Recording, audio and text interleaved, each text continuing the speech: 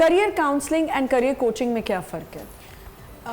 देखें, career coaching जो है ना वो एक जैसे मैंने पहले भी कहा था कि एक हॉलिस्टिक अप्रोच, पर्सनालिटी को भी it's well rounded approach. Well rounded का मतलब है all corners to be covered.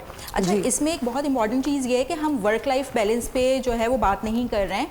Work life balance, ma'am एक और ऐड कर लें कि आप बच्चे को जब देखते हैं कि बच्चे में कहीं पे फ्लॉ है या वो कंफ्यूज्ड है, flaw is a wrong word, I think confused है, उसको आप कैसे फिर मोटिवेट करते हैं? हाँ जी, motivation is another very vast topic. और बच्चे की मोटिवेशन वो चेंज होती रहती है डे बाय डे। एक्साइटमेंट होती है ना बच्चों के अंदर,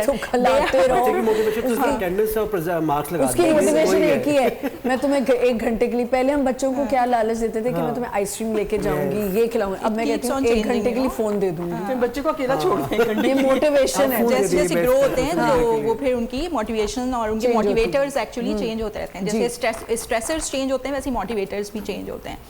तो हम जो बात कर रहे थे कि उसमें कोचिंग एंड तो कोचिंग तो मैंने आपको बताया कि एक 1-on-1 सेशंस होते हैं बच्चे के साथ, उसमें साइकोमेट्रिक भी सेशंस होते हैं, उसमें उनको डिफरेंट एबिलिटीज़ के ऊपर ट्रेनिंग दी जाती है, उनका एप्टीट्यूड निकलवाया जाता है उनसे। जैसे उनका ना मिनिएचर्स बनाते थे, या किसी को आर्ट का शौक़ है, या कोई बहुत अच्छा है पजल्स में, स्क्रैबल बहुत अच्छा खेलता है बच्चा, तो वो जो उसकी एक्स्ट्रा करिकुलर एक्टिविटीज़ है ना उनको आपने हाईलाइट करके बाहर निकलवाने के उसका एप्टीट्यूड क्या है, किन स्किल्स में ही और she can excel in her career.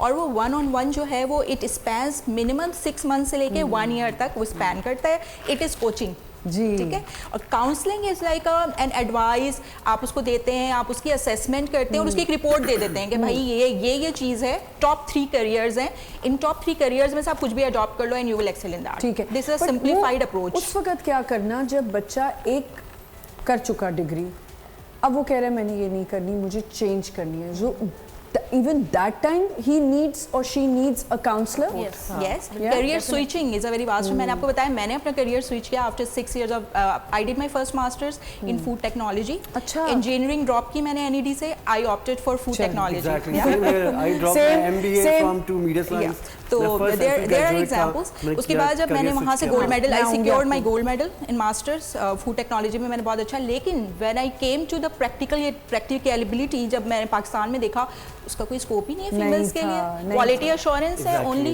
तो I wanted to excel in something else. जो करियर काउंसलिंग की जो एक वो थी कि आप उस सही से गाइडेंस नहीं मिल सकी, और एक ट्रेंड को भी जो पाकिस्तान में है ना कि ये सब कर रहे हैं तो हम भी there was no career counsellor जिससे मैं पूछती उस वक्त कि क्या फीमेल्स को इस फील्ड में जाना चाहिए, क्या एक्सेल एम्बिशन, देखे ना वो आपके पास काउंसलर नहीं था बिल्कुल। Then after 6 years long effort के बाद, स्ट्रगल के बाद, आई केम टू नो कि HR is a field which is for female and I have good aptitude for that, I have good skills for that, so I switched my career.